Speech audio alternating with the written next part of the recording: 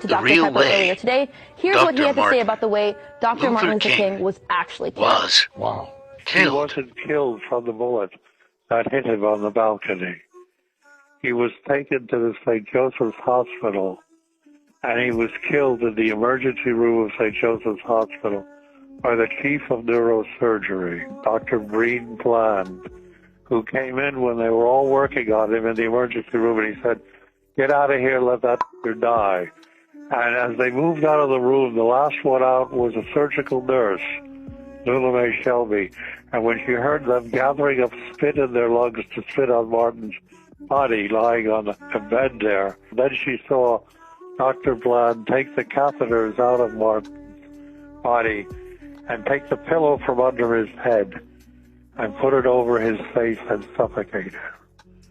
And that's how Martin King died. That's how he was really assassinated. Now, he might have died anyway from the bullet wounds, but he didn't. He was still alive and still breathing. The chief neurosurgeon, he intervened and he made sure that death would result.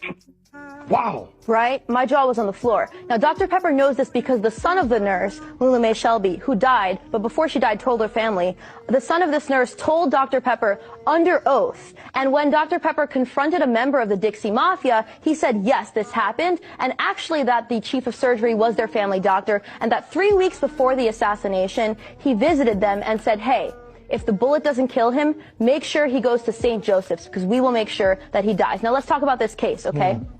This was a civil suit in 1999 where Pepper represented the King family, and that really made the family feel like they had closure, and like I said, it was the only trial ever held.